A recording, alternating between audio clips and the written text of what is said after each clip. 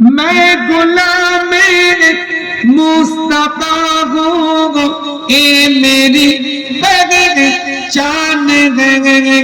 मैं गुलाम मुस्तफा हूँ, ए मेरी पहचान है।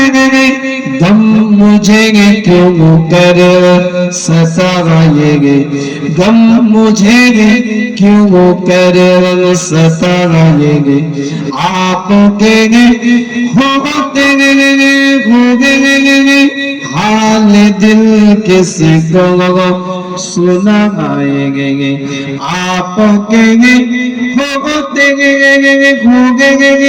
क्यों किसी के दर पे जाएंगे, क्यों किसी के दर पे जाएंगे।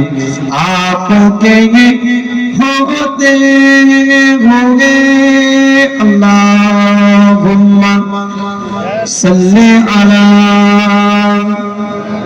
तो जुड़े जुड़े पढ़े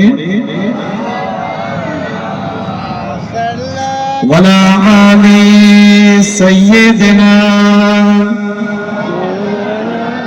একটু জিকির করেন লা ইলাহা, আরো জোরে লা ইলাহা, দিল দিয়ে লা ইলাহা, কলিজা দিয়ে লা ইলাহা, লা ইলাহা ইল্লাল্লাহ মুহাম্মাদুর রাসূলুল্লাহ।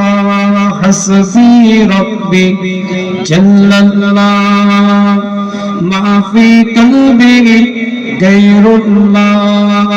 নূর মুহাম্মদ সাল্লাল্লাহ হক লা ইলাহা ইল্লাল্লাহ, লা ইলাহা লা ইলাহা ইল্লাল্লাহ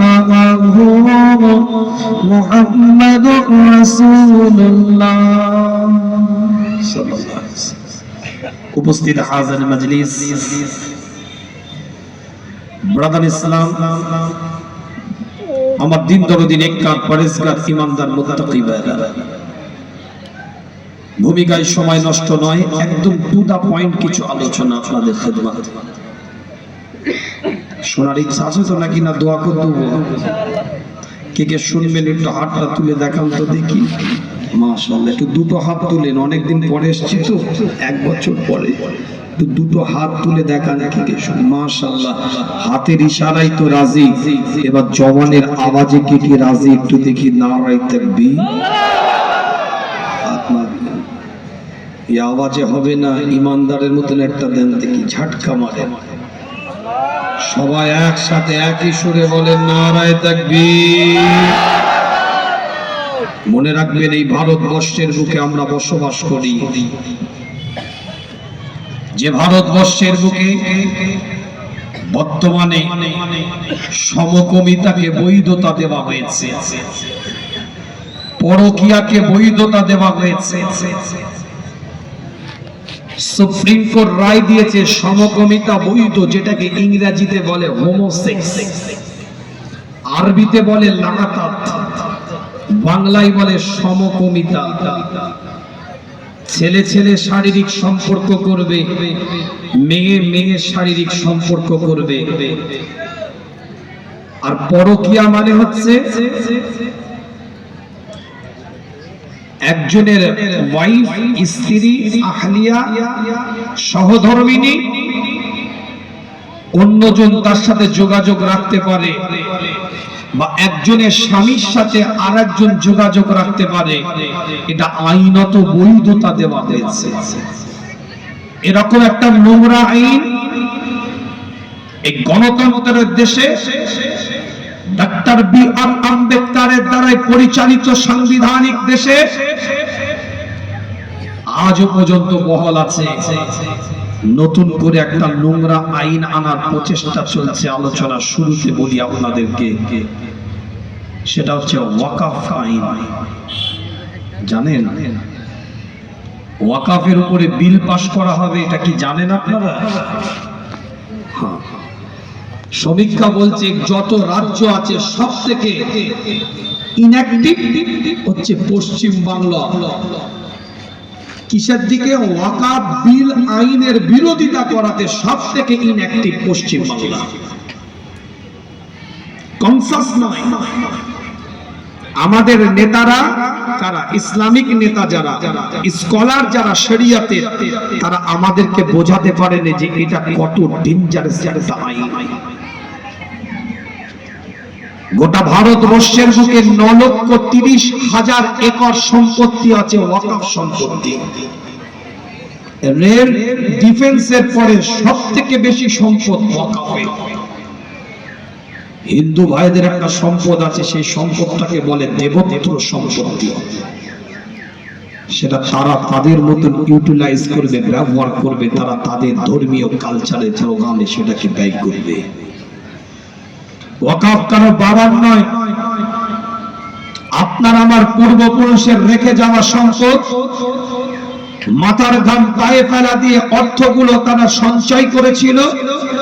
সেই সম্পদগুলো কিছু মাদ্রাসায়, কিছু মসজিদে, কিছু মক্তবে, কিছু খানকায়, কিছু ঈদগায়, কিছু তার ব্যয়, আয়ের ব্যয় হবে স্কলার, ছাত্রদের জন্য, ছাত্রীদের জন্য, গরিব, এতিম, অসহায়, দরিদ্রদের পাশে তারা দাঁড়াবে। তাদের সম্পদের আয়টা তাদের পিছনে ব্যয় হবে। এই জন্য তারা একটা সম্পদ রেখে গিয়েছিল, তারা কবরে শুয়ে শুয়ে সওয়াব পাবে। এটা নাম ওয়াকফ সম্পত্তি। মনে রাখবেন, সচেতন হন একটু। কলকাতার ফোর্ট উইলিয়াম ওয়াকফ স্টেটের উপরে দাঁড়িয়ে আছে। আকাশবাণী ভবন ওয়াকফ স্টেটের উপরে দাঁড়িয়ে আছে। ইডেন গার্ডেন ওয়াকফ স্টেটের উপরে দাঁড়িয়ে আছে। রাজভবন ওয়াকফ স্টেটের উপরে দাঁড়িয়ে আছে। গত 20 তারিখে আমি মুম্বাই গিয়েছিলাম। 2.5 মাস আগে একটা কাগজ উদ্ধার হয়েছে। ভারতবর্ষের সব থেকে অর্থশালী ব্যক্তি, আমি নাম বলছি না, ভারতবর্ষের সব থেকে অর্থশালী ব্যক্তি আর পৃথিবীর সব থেকে দামি বাড়ি, অর্থ দিয়ে যে বাড়িটাকে বানানো হয়েছে, পৃথিবীর সব থেকে দামি বাড়ি, ভারতবর্ষের সব থেকে অর্থশালী ব্যক্তির যে জায়গাটা উপরে দাঁড়িয়ে আছে মুম্বাইয়ের বুকে, ওটা তার বাবার জায়গা নয়, ওটা তার জায়গা নয়, ওটা মুসলমানের ওয়াকফ স্টেট। সমীক্ষা হচ্ছে। আমরা দলাদলি নিয়ে ব্যস্ত হয়ে আছি। আমার কথা কিছু বুঝতে পারছেন না? আমরা জুজি মাসলা কিছু ইখতিলাফ, উনি করে, ইনি করে না, তিনি করে, উনি করে না, ইনি এই পদ্ধতিতে করে, উনি ওই পদ্ধতিতে করে, দ্বন্দ্ব লাগাতে ব্যস্ত হয়ে আছি। আর আমাদের টুটি টিভিতে তারা তৈরি হয়ে আছে। একটা বাবরি মসজিদ ভেঙে ওদের হয়নি, ওরা আমাদের টুটি ধরার চেষ্টা করছে। মনে রাখবেন, আজ যে সম্পদটা আপনার মসজিদের নামে রেকর্ড হয়ে আছে, ওই মসজিদের ওয়াকফ স্টেটের সম্পত্তিটা যদি সরকার বিল পাস করে, সরকার যদি আইন করে দেয়, এই যে আইনটা করতে চাইছে তারা, এই আইন যদি সরকার করে দেয়, এই মসজিদের ওয়াকফ সম্পত্তি যেটা রেকর্ড হয়ে আছে এলএলআর এ, যেটা রেকর্ড হয়ে আছে সার্চিং পেপার তুললে মুতাল্লির নাম সহকারে, ওটা আর মসজিদ বলে রেকর্ড থাকবে না, ওটা 1 নম্বর খতিয়ানে উঠে যাবে। পিডব্লিউডি জায়গার উপরে ঘর করলে যে আইন, ওই মসজিদটা ওই জায়গায় আছে, একই আইন। ওটা কিছু বুঝতে পারছেন? ওটা সরকারের একোয়ার সম্পত্তি। আমাদের পরবর্তী প্রজন্ম মাথা তুলে যদি বাঁচতে চায়, এই আইনের বিরোধিতা করতে হবে। চাচা দাঁতে খেলাল করতে করতে বলছে, বাবু আমি কোন জায়গার মুতল্লি নিয়ে আমি কি চিন্তা করি? ও মুতল্লি নিয়ে পড়ে আছে, খেপা তো সেজদা দেওয়ার জায়গা থাকবে না। এই আইন যদি ভারতবর্ষে লাগু হয়, সেজদা দেওয়ার জায়গা থাকবে না। কথা কিছু বুঝতে পারছেন না?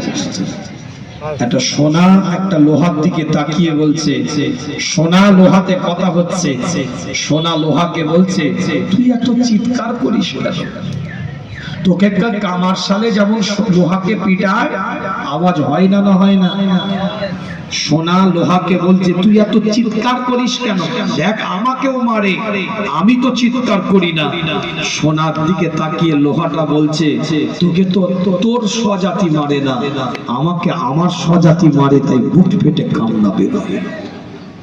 কথাটা কাল্পনিক গল্প, কিন্তু বাস্তবতার সাথে কিছু আপনার আমার শিক্ষার বিষয় আছে।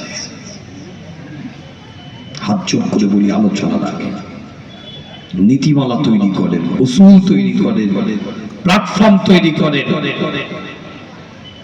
একটা জায়গা তৈরি করেন। আপনি রাজনীতি করেন, পলিটিক্স করেন, রাজনৈতিক ভাবে আপনার একটা ক্ষমতা আছে, পাওয়ার আছে, আধিপত্য আছে, স্ট্যাটাস আছে, লোকবল আছে। আর একজন রাজনীতি করে, পাওয়ার আছে, ক্ষমতা আছে, স্ট্যাটাস আছে, লোকবল আছে, রাজনৈতিক মুভমেন্ট রাজনৈতিক জায়গায় থাকবে। ইসলামিক কোন ভাবাবেগের উপরে আঘাত আসলে রাজনৈতিক জার্সিটা খুলে রেখে শরিয়াতের ইউনিফর্ম জার্সি পরে আপনাকে দলবদ্ধভাবে তার প্রতিবাদ করতে হবে। কথা ঠিক বলবেন না? আপনি একটা মাসলাকে চলেন, উনি একটা মাসলাকে চলে, তিনি একটা নীতিতে চলে। মৌলিক জায়গায় আঘাত আসলে একটা প্ল্যাটফর্ম তৈরি করতে হবে। রাজি আছে ইনশাআল্লাহ? আলোচনা হবে, একটা আওয়াজ দেন, সেদিকে খেয়াল করে দলবদ্ধভাবে আওয়াজ দেন। এতগুলো কথা এই জন্যই বললাম, তাকবীরের ধ্বনি দেন দেখি, নারায়ে তাকবীর। এই আওয়াজে হবে না।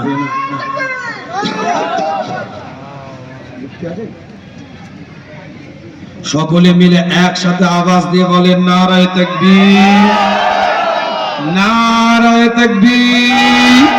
সিলসিলায়ে ফুরফুরা শরীফ, সিলসিলায়ে ফুরফুরা শরীফ, মাসলাকে মুজাদ্দিদ জামান, মাসলাকে মুজাদ্দিদ জামান, কপিলা বাৎসরিক ওয়াজ মাহফিল ইসালে সামান, কপিলা বাৎসরিক ওয়াজ মাহফিল ইসালে সামান। নারায়ে তাকবীর। সূরাতুল আহজাব 33 নম্বর সূরা 54 নম্বর আয়াত কোরআন জানিয়ে দিচ্ছে। এক একটা দলিলে চলে যায়, ভূমিকায় সময় নষ্ট না। আল্লাহ নবী, আল্লাহ রাসূল, সাহাবে کرام হুজুরদের সাথে আলাপ আলোচনা করতে থাকে। সূরার নাম সূরাতুল আহজাব, কোরআন শরীফ 33 নম্বর সূরা 54 নম্বর আয়াতটা খুলে থাকে। আল্লাহ পাক দেয়